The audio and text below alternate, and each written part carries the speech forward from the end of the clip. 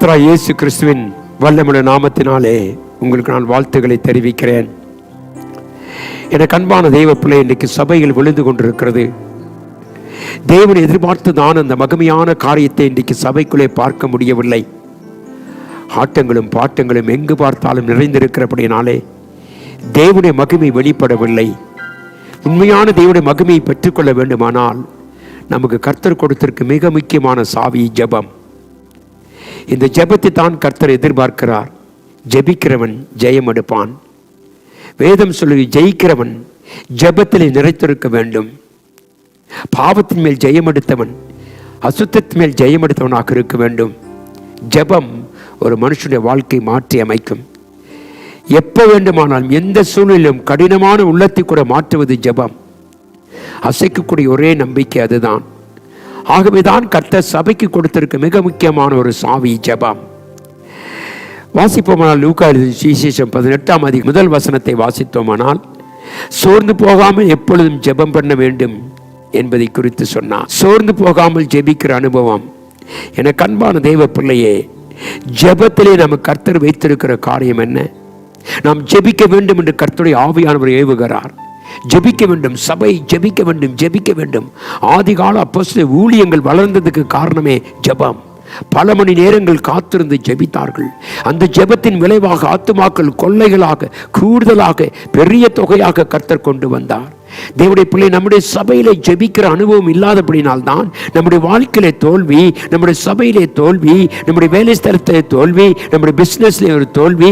ஆனால் தேவன் எதிர்பார்க்கிறதான இந்த ஜெபத்திலே நாம் நிலைத்திருப்போமானால் நம்முடைய வாழ்க்கையை கர்த்தர் வெற்றி கொள்கிறவர், வெற்றி கொண்டு நமக்கு விடுதலை தருகிறவர். தேவனுடைய பிள்ளை, வேதம் சொல்லுகிறது, நாம் ஜெபிப்பது எதற்கென்று சொன்னால் ஆபத்துகளுக்கு நாம் தப்பிக்கொள்ள ஜெபிக்க வேண்டும். ஆபத்துகள் நம்மை சூழ்ந்திருக்கிறது. இந்த நாட்களில எங்கு பார்த்தாலும் போராட்டங்களும் பிரச்சனை மாத்திரமல்ல, தற்கொலைகள் மாத்திரமல்ல, கற்பழிப்புகள், பலவிதமான வாலிபன் வயோதிபன் என்று பார்க்காமல் இன்றைக்கு இப்படிப்பட்ட பாவங்கள் இந்த உலகத்தில் நிறைந்திருக்கும் பொழுது இப்படிப்பட்ட ஆபத்துகளுக்கு நாம் தப்பி வைக்கப்பட வேண்டுமானால் ஜெபிக்க வேண்டும். லூக்கா எழுதின சுவிசேஷம் 21ஆம் அதிகாரம் 36வது வசனத்தை வாசித்தோமானால், ஆகையால் இனி சம்பவிக்க போகிற இவைகளுக்கெல்லாம் நீங்கள் தப்பி மனுஷகுமாரனுக்கு முன்பாக நிற்க பாத்திரவான்களாய் எண்ணப்படுவதற்கு எப்பொழுதும் ஜெபம் பண்ணி விழித்திருங்கள். ஆபத்துக்கு நமக்கு தப்ப வேண்டுமானால், இனி சம்பவிக்க போகிறவர்களுக்கெல்லாம் நீங்கள் தப்ப வேண்டுமானால் நமக்கு ஒரே ஒரு வழி, ஒரே ஒரு காரியம் ஜெபம். ஜெபத்தின் மூலமாய் கர்த்தர் ஆபத்தில் நம்மை விடுவிக்கிறார். எனக்கு அன்பான தேவ பிள்ளையே, நாம் எப்பொழுதும் ஜெபம் பண்ணுகிற பாத்திரங்களாக இருக்க வேண்டும் என்று கர்த்தர் விரும்புகிறார். இந்த காலவெளியில் நம்முடைய வாழ்க்கையில ஜெபம் எப்படி இருக்கிறது? நம்முடைய ஜெப ஜீவியம் எப்படி இருக்கிறது? சொல்ல முடியுமா? கர்த்தரின் ஜெபத்தை கேட்கிறார் என்று சொல்ல முடியுமா? ஆகவேதான் லூக்கா 18:1 வாசித்தோம், நாம் இடைவிடாமல் ஜெபிக்கணும், தொடர்ந்து ஜெபிக்க வேண்டும், சோர்ந்து போகாமல் ஜெபிக்க வேண்டும், தேவனை மகிமைப்படுத்தும் ஜெபிக்க வேண்டும். ஜெபம் நம்மை ஆபத்திலிருந்தும் விபத்திலிருந்தும் காப்பாற்றுகிற ஜெபமாக ஒரு அறிக்கையாக இருக்கிறதை குறித்து நாம் வாசிக்கிறோம்.